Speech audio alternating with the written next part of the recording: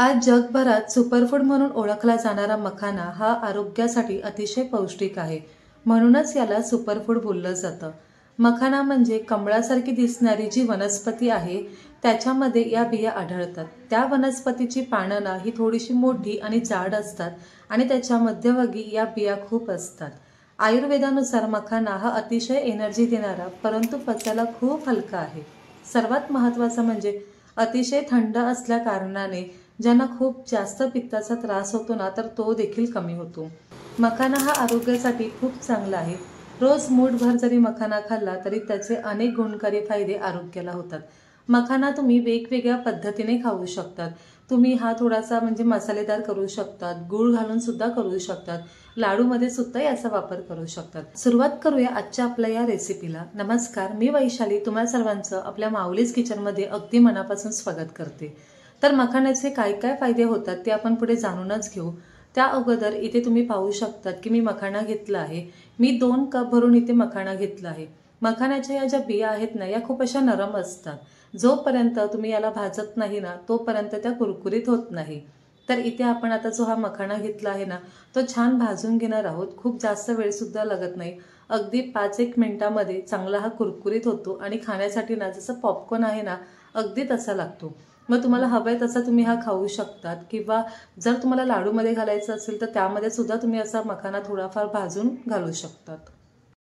तर इथे आता कढईमध्ये मी अर्धा चमचा तूप घालत आहे. तुपाच्या ऐवजी तुम्ही बटर घालू शकतात किंवा थोडंसं तेल सुद्धा घालू शकतात. तुपामुळे खरं तर खूप छान चव लागते. आता आपण यामध्ये हा जो मखाना आहे ना हा घालून घेऊ आणि गॅसची फ्लेम अगदी मंद ठेवायची आहे. मंद आचेवर सतत याला हलवत राहायचं जेणेकरून तो एकसारखा भाजला जातो, चांगला कुरकुरीत होतो. फक्त हाय फ्लेमवर भाजायचा नाही, नाहीतर त्याचा रंग खूप जास्त डार्क होतो किंवा या ज्या बिया आहेत या करपू सुद्धा शकतात. त्यामुळे जितकं जमेल तितकं मंद आचेवर भाजत राहायचं.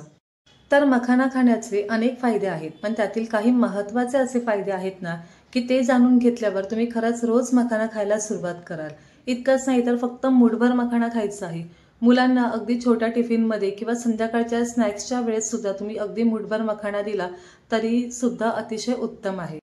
मखाण्यामध्ये प्रोटीन, फायबर, कॅल्शियम, मॅग्नेशियम आणि लोह मोठ्या प्रमाणात आढळतात.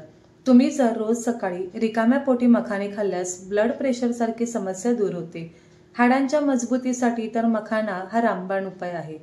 त्यासोबत रक्तातील साखरेची पातळी सुद्धा नियंत्रित ठेवण्यास मदत मखाना करतो.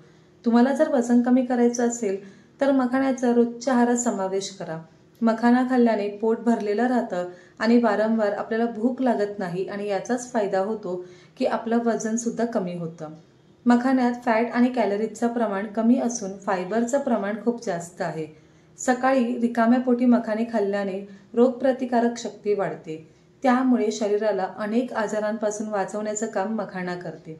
मखाना खाल्ल्याने आपली त्वचा आणि केस दोन्ही निरोगी राहतात आणि छान चमकदार होतात आणि इतकंच नाही तर केसांना देखील मजबूत बनवतात.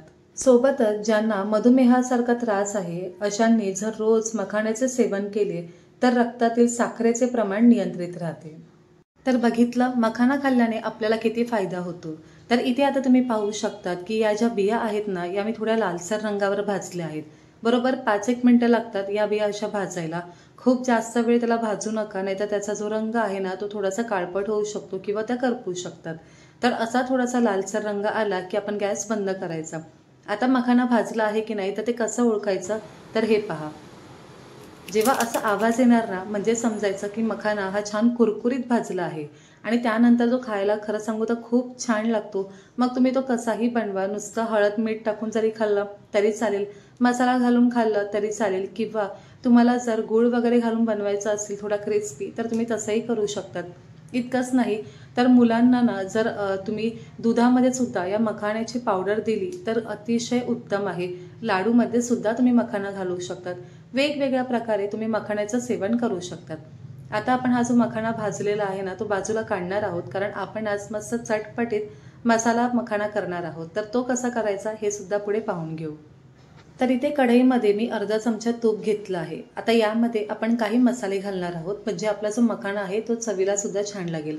त्यासाठी इथे मी पाव चमचा लाल तिखट घेतलं आहे, पाव चमचा जिरा पावडर आणि थोडंसं मीठ घेतलं आहे. आता यामध्ये आपण घेणार आहोत मॅगी मसाला। जे 5 वाला पॅकेट मिळतं ना मॅगी मसाला, ते संपूर्ण पॅकेट मी इथे वापरलं आहे, कारण यामुळेच आपला जो मखाना आहे ना हा छान चटपटीत लागतो। इतर कोणतेही मसाले नाही घातले तरी चालेल।